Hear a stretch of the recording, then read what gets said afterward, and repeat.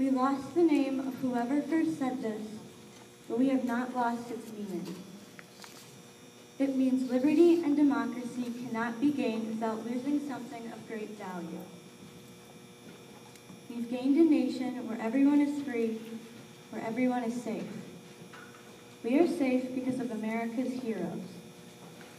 They know the risks, but they still put their lives in harm's way, so our lives wouldn't be. Today we honor those who came back and those we've lost. Without them, we wouldn't have this country to call home. Many times we take the rights and privileges that our veterans gave us for granted. For example, some kids complain about going to school.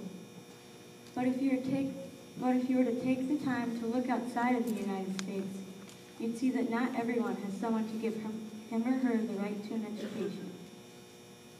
Kids our age are killed or hurt just because they want to go to school. Malala Yousafzai was one of these kids. Last month, she was shot and nearly killed by a Taliban gunman on her school bus because she protested the government's ban on girls' education. We are more fortunate than these kids. They have to fight for the opportunity to learn. We don't. We have heroes that fought for us, and we have heroes fighting this very minute to ensure we will always have our freedom. To truly understand how lucky we are, we need to look at the world around us. Many countries are still battling for equality. There are dictators who rule through force, poverty, and deception. They rule because they wish for riches and power, not because they wish to strengthen their nations and help their citizens.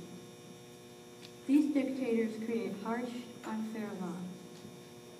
Our veterans have fought to create and preserve a nation where overlords and their ideologies can never rule. The American Revolution and the Civil War are two examples of this heroism. We all have a veteran in our family. Maybe you know them, or maybe you don't. I have many, and they are my heroes. Most were pilots, some were sailors, including my Grandpa Roger, who is in the audience, and one was even a dog handler during the Vietnam War. I lost one of my heroes this year. My great-grandpa, Bob Lawler, was a bomber pilot during World War II. He flew 72 combat missions and was awarded the Distinguished Flying Cross for these missions.